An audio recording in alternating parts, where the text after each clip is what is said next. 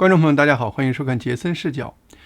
中国目前的经济模式为何给中国人和世界同时带来灾难？习近平是如何把中共官员成功北朝鲜化的？最新分析清晰揭秘。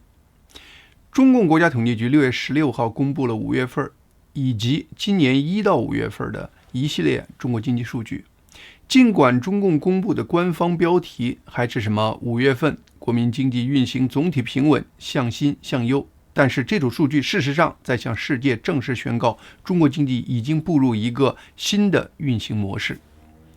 中共统计局数据显示，今年1到5月份这5个月的中国社会消费品零售同比只增长了微弱的 1.4%。如果看刚刚过去的5月份的中国社会消费品零售总额，数据显示中国消费居然直接转负，同比下降了 0.6%，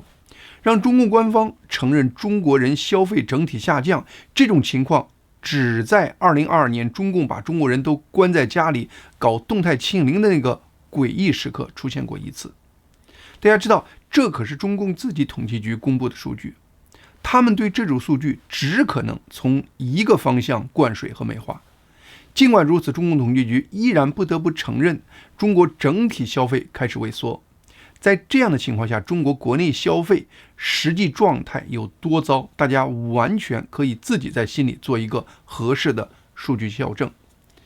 中共自己爆出这组数据到底是个什么概念？一方面，中共声称 GDP 还计划增加大约 5%， 声称还需要用扩大内需和消费来拉动中国经济增长的这个国家，最新的消费居然开始下跌了。而另一方面，中共自己的统计局不得不公开打脸中共核心定的目标，而且中国消费的下跌还不是因为某一两个消费领域的下跌，而是多个大消费板块在同时下跌。中共统计数据显示，5月份中国汽车类商品居然同比下降了 16%。对于中国这么大一个国家出现如此大的统计变动，这绝对不是什么季节性波动，而完全是一个中国人消费心态暴跌的量化展现。购买汽车通常被看作是家庭对未来收入和生活预期的一种投票。一个家庭敢买车，通常说明他们觉得工作稳定，收入还有上升空间。现在汽车消费跌得这么惨，说明很多对未来没有信心，而选择能不开新车就不开，能拖1年就拖1年。中共数据显示，中国房地产领域的暴跌还在持续。1到5月份，新建商品房销售面积下降了 11%， 销售额下降了 14%。而与此同时，中国家具销售1到5月下降了 3%， 建筑及装潢材料下降了 8%， 家电下降了 7%。这说明什么？说明中共房地产下行的这个经济海啸的影响，已经从开发商和中共地方财政这些直接领域，顺着水管、电线、地板、沙发、冰箱，进一步传递到了中国家庭的众多其他消费领域。因为家具、建材、家电都是和房地产相关的消费，都在一个链条上。普通人通常都是买房之后会装修，装修之后会办新家具，换新家电。消费数据展现的是当下，而投资数据更能体现未来。当房地产下跌的影响已经在中国国内消费的各个领域展现出来后，投资数据更显示中国房地产和相关产业的未来数据只会更凄惨。中共官方统计显示，1到5月份中国固定资产投资同比下降了 4%，其中房地产开发投资居然暴跌了 16%， 另外中国私人投资也下降了 7%。 当然，中共统计局公布的消费数据中也有一些上涨的成分，比如1到5月份中国网上商品和服务零售额同比增长了 6%。 表面上看这是亮点，可如果把它放在整个消费环境里看，它展现的不是消费升级，而更可能是消费防守。大量增加网上消费使大家更会比价了，更愿意花时间找最低价了。以前人们到商场和实体店消费，那是一种寻求个人体验的享受型消费。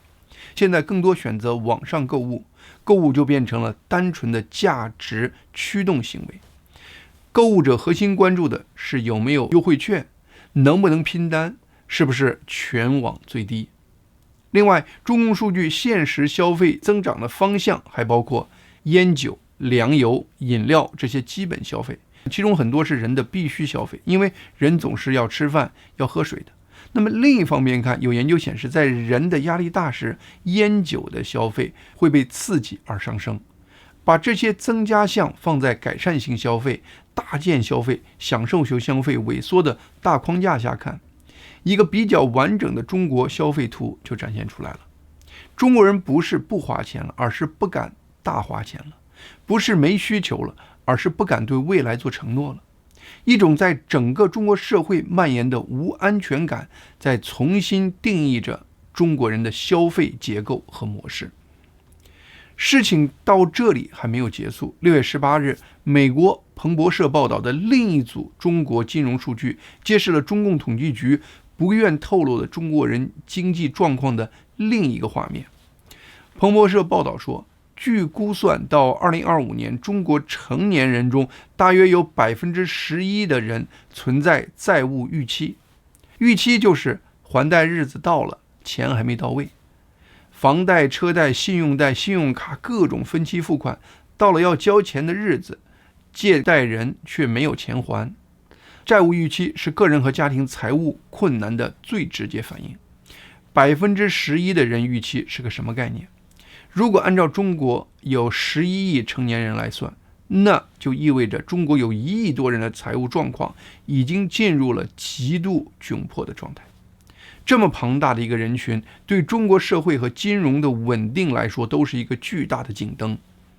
而这个数据也从另一个角度解释了我们前面描述的中国近期消费开始萎缩的一个根本原因，那就是有一个庞大的中国人群真的是一点钱也没有了。面对消费低迷，中共的一个解决方案居然是要求银行扩大消费贷款，希望以此来刺激短期消费。但是真正有还贷能力的人，因为看不清未来，通常是不愿意借钱的。但是那些经济状况更脆弱的人，反而可能因为自己周转困难、收入不稳，而被推着去借更多钱。这样一来，这组被中共政策推动的银行消费贷款，表面上是在刺激消费，实际可能是在把中国的经济风险往更脆弱的家庭上压，同时也在给中国的整个金融体系捆上定时炸弹。在16日公布的中共统计中，和中国消费端的寒冷形成鲜明对比的是中国的工业产出和外贸方面的火热。中共官方数据显示，5月份规模以上工业增加值同比增长了 4.5%， 其中高科技制造业居然暴涨了 15%， 而高科技产业中的工业机器人产量更是暴涨 28%， 锂离子电池产量增长了 40%，3D 打印机设备增长了 54%。外贸数据也很热，5月份中国货物出口同比增长了 14%。所有中共的数据都存在一个根本问题，就是中国的数据要挤出多少水分才能接近现实。路透社6月9日根据公开的海关数据分析报道说，中国5月份的原油进口同比暴跌了 29%， 创下大约8年来的最低水平。如果原油进口暴跌可以用伊朗战争来部分解释，那么报道中进一步提到中国国内能源销售也出现大跌，那就和中国的工业产出增长数据很难对上。中石化的内部数据显示，4月份中国汽油销售下跌了 8%， 柴油下跌了 6%。 汽油销售下跌可能用中国电动车在逐步替代燃油车来部分解释。电动车多了，汽油需求下降，这很正常。可是柴油销售的下降就不能只用替代能源来解释了。柴油背后是什么？货运、工地、工程机械、工业活动。虽然中共数据互相矛盾，但没有别的替代数据的情况下，我们只能姑且拿来用。把这些新数据摆在一起，一个对比强烈的画面就清晰展现出来了。一方面是中共官方数据显示中国消费出现罕见下跌，房地产、私人投资持续下滑，中国内需几乎没有任何真正的亮点。而彭博社爆出的中国成年人债务预期的巨大比例，让人窥见中国消费低不完全是中国人对未来信心不足的问题，中国真的有一个庞大的人群真没钱了。而中共在这种情况下推行的直接刺激内需的策略，只能给中国带来更大的系统性风险。但是和中国内需低迷形成鲜明对比的是，中共数据显示中国工业产出还在增长，一些高科技领域的产品甚至在暴涨。如果中国老百姓都不愿意消费了，中国每年额外增加的产出，特别是高技术产品方面的产出，中共指望谁来消化？答案显然就在中国出口增长14%这个数字上。因此，中共的经济发展模式被近期这几组数据清晰展现出来：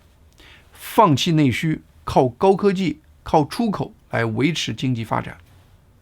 中共极度坚持的这个经济发展模式，对中国人和世界各国人都是一场灾难，是造成目前世界众多经济和地缘政治冲突的底层经济推动力。就这一点，在过去几年已经成为世界的主流认知。经济学人近期发表了一篇文章，标题很有意思，叫中国有创新力，但经济一团糟，到底哪边会赢？这句话听起来像在讨论技术和经济的关系，他提出的真正问题却是中共能不能靠芯片机器人和数据中心来成功掩盖整个经济模式的裂缝。中共现在压住高科技力度很大，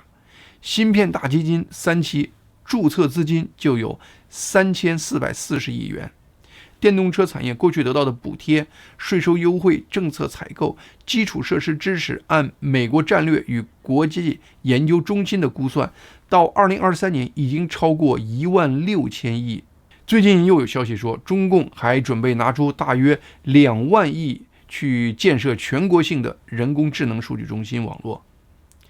重视科技本身当然没有错，问题是中共不是在一个健康的经济土壤里培育科技，而是在房地产失血、地方债压顶、消费疲软、普通人不敢花钱的背景下，把高科技当成政治止痛药。止痛药能让人暂时不喊疼，但它不能治病，病灶还在那里。中共这条高科技路线的最大问题不是技术，而是它把技术和中国人切开了。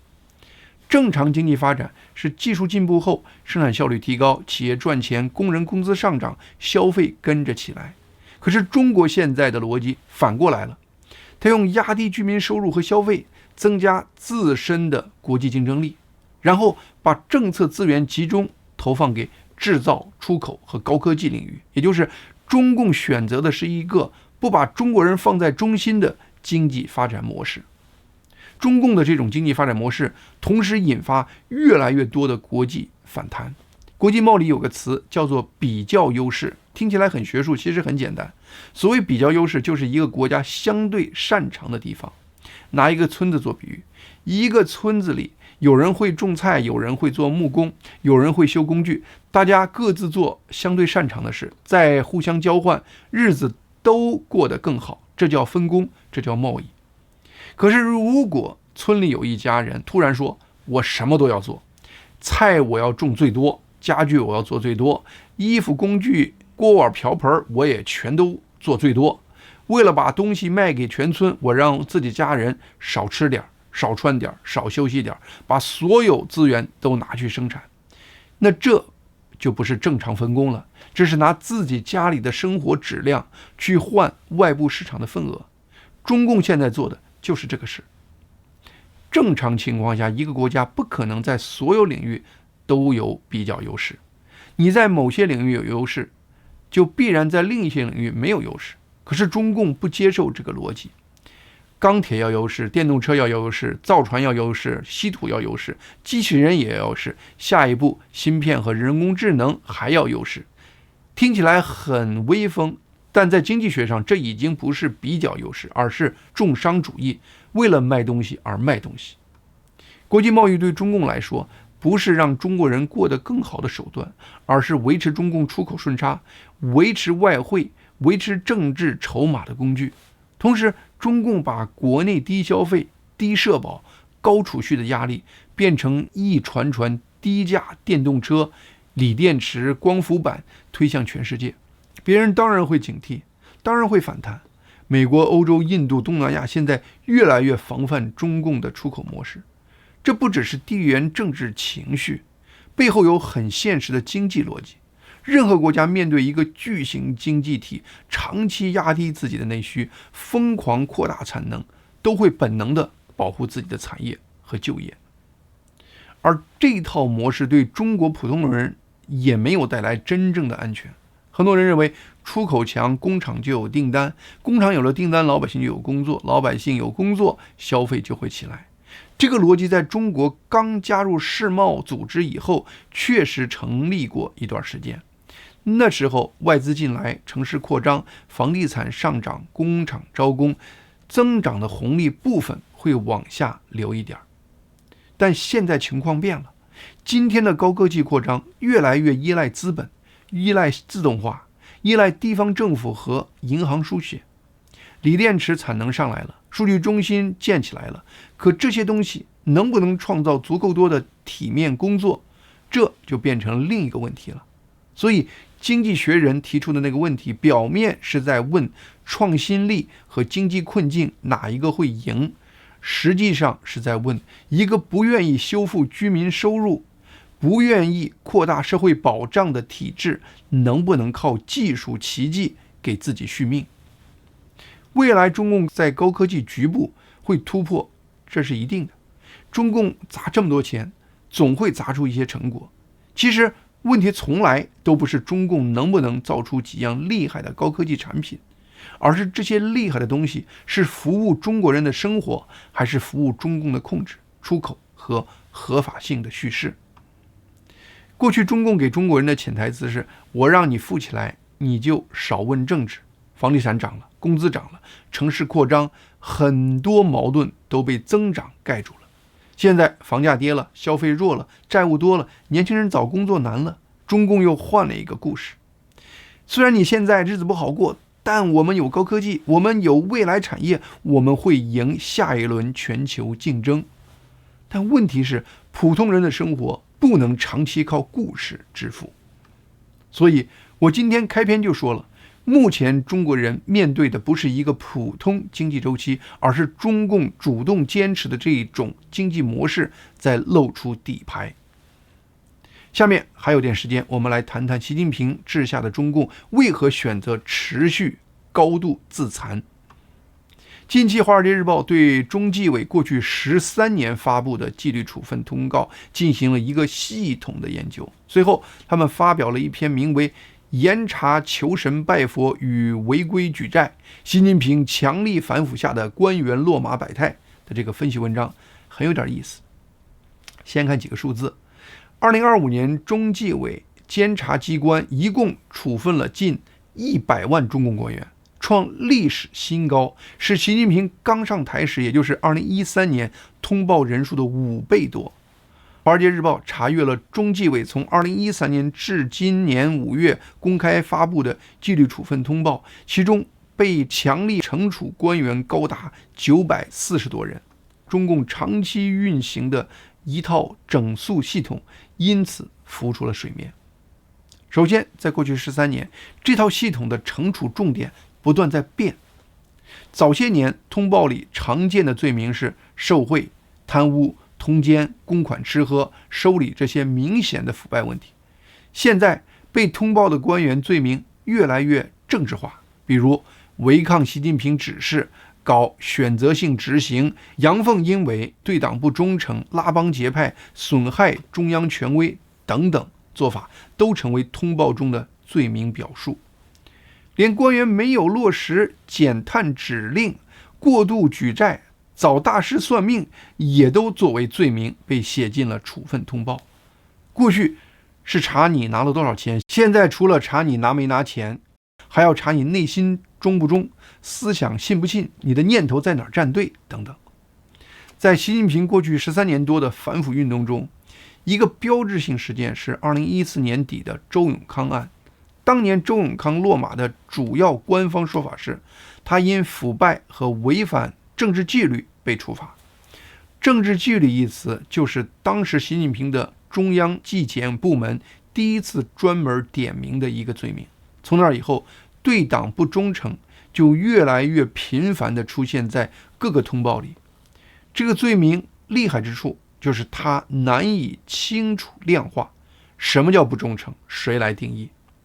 文章中举的卢伟的例子就很典型。他曾经是中共互联网监管机构的负责人，2017年11月被查，2019年3月被判了14年。中共对他的指控里，除了频繁出入私人会所收受贿赂、以权谋色，对他的通报中还有几条很有意思，包括对中央网信工作的战略部署搞选择性执行，对党中央不忠诚、阳奉阴违。也就是对落马官员的罪名描述，经济腐败当然有，但真正被放在前台反复敲打的却是那些政治态度问题。再看经济路线，2022年以后，一些官员没有贯彻习近平的经济路线，这也变成了很多中纪委落马通报中的特意提出的罪名。比如贵州省原副省长李在勇2023年3月被查，2024年8月被判死缓。对他的指控中，除了权钱交易、权色交易、违规干预司法等常规腐败罪名外，额外的罪名还包括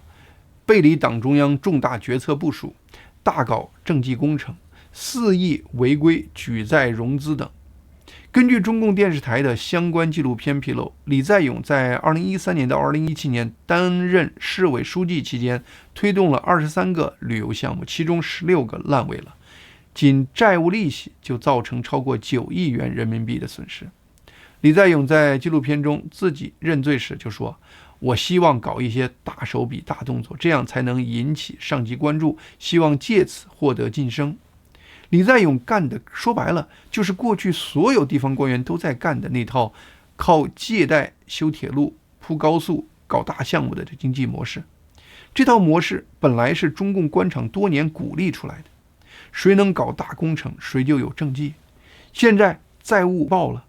项目烂尾了，以前被鼓励的刺激当地经济的项目，就成为中共中央追究谁违规举债的起点了。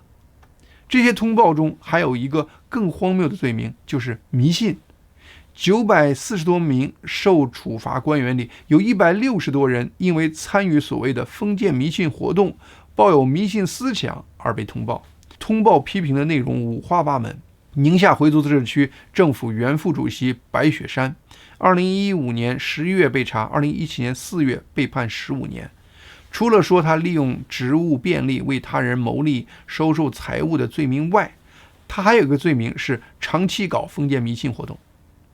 最有画面感的一个指控是说，他为了改风水，多次下令拆除或重建市政府广场前的喷泉。当年喷泉第一次建好时，他说很好，但是没过几天就气冲冲的要求拆掉，然后挪动2-3米重建，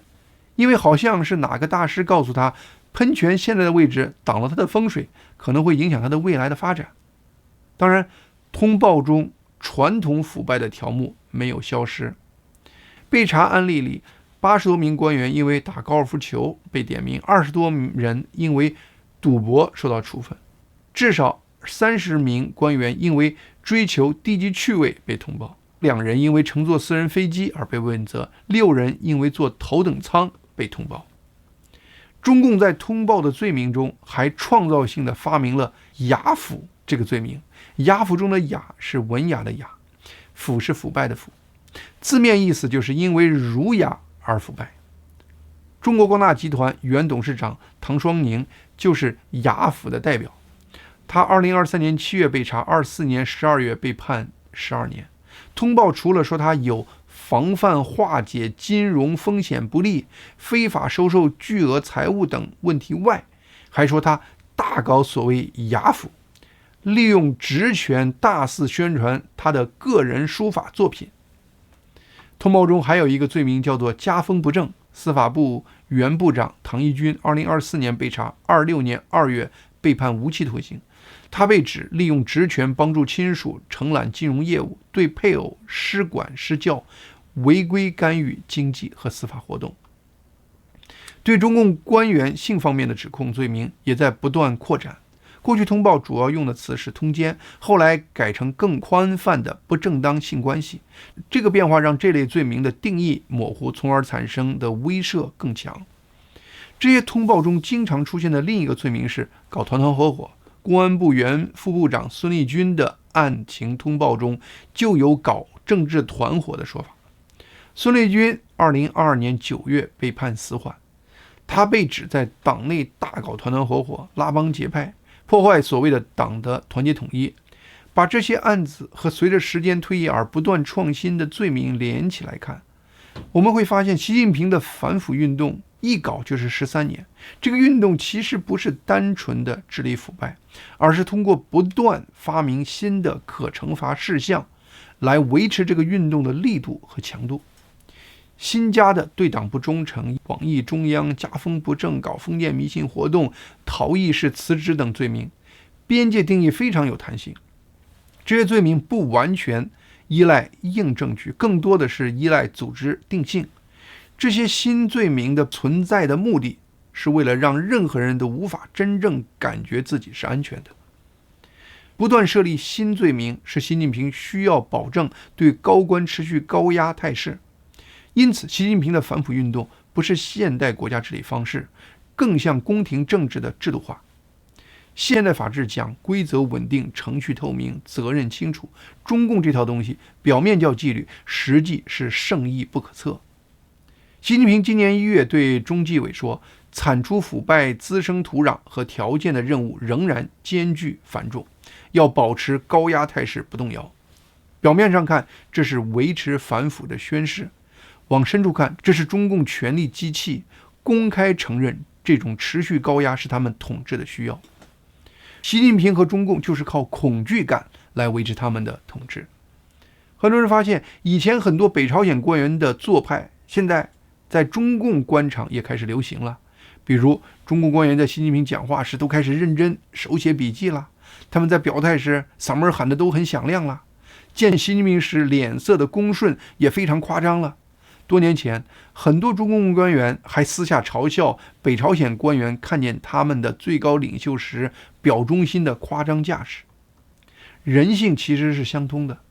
北朝鲜官员的那些可笑表现，来自他们内心对他们最高领袖的难以控制的恐惧。那种恐惧感让他们必须集体用表面看起来最蠢的方式来表达自己对最高权力者的尊敬和忠诚。如今，当中共官员同样处于这种恐惧中时，他们下意识中的行为开始和北朝鲜官员的做派高度吻合了。但恐惧产生不了信任，也不可能产生真正的责任感。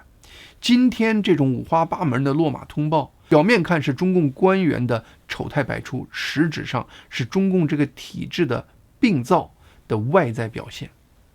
习近平和中共高层必须靠不断发明新罪名来维持他们的统治和权力，这是中共内部忠诚感全面破产的结果。习近平和中共真正怕的其实是失控。当制度无法让中共官员信服时，让人人害怕就成为唯一的手段。恐惧可以制造安静的表面，却制造不出一个真正稳定的系统。对此，习近平当然知道，但他依然选择这样干的根本原因就是这是他唯一的选择。好，今天杰森视角的节目就到这里，谢谢大家的收看，希望大家能够订阅和推荐杰森视角以及杰森新闻快递这2个频道。